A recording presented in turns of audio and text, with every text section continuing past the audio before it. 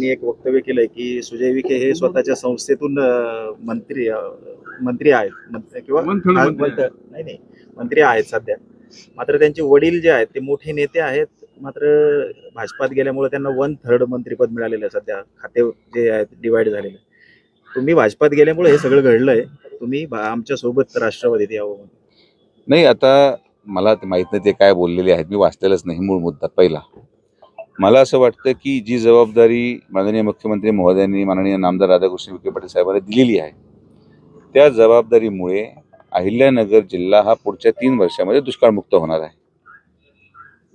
एखाद्या जिल्ह्याला दुष्काळमुक्त करण्याचं बहुमान मिळणं किंवा एखाद्या जिल्ह्याला दुष्काळमुक्त करण्याचं पुण्य मिळणं, या पुण्यापेक्षा कुठलंही पद महत्त्वाचं नाही. जी जबाबदारी माननीय मुख्यमंत्री महोदयांनी दिलेली आहे, पक्षाने दिलेली आहे, ती जबाबदारी विखे पाटील साहेब अतिशय प्रामाणिकतेने पार पाडतात.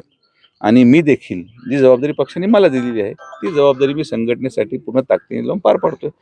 पदापेक्षा उद्या जेव्हा या सरकारचा कालावधी पूर्ण होईल, किंबहुना जो काही कालावधी माननीय नामदार साहेबांना ठरवून दिलेला असेल साईबाबांनी, तो कालावधी पूर्ण झाल्यानंतर जनता हे म्हणेल की परत असा मंत्री होणे नाही.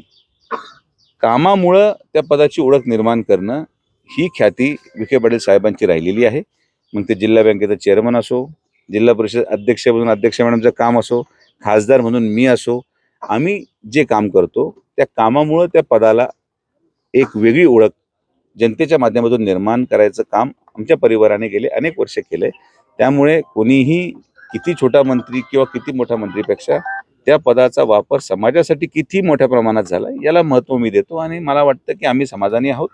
जे काही जबाबदारी आम्हाला मिळाली आणि त्या जबाबदारीच्या अनुषंगाने जिल्ह्यासाठी जे काम आम्ही करू शकलो, त्यासाठी मला वाटतं जनता येणाऱ्या कालावधीमध्ये पूर्णपणे मुख्यमंत्री महोदय आणि महायुतीच्या पाठीमागे उभे राहतील.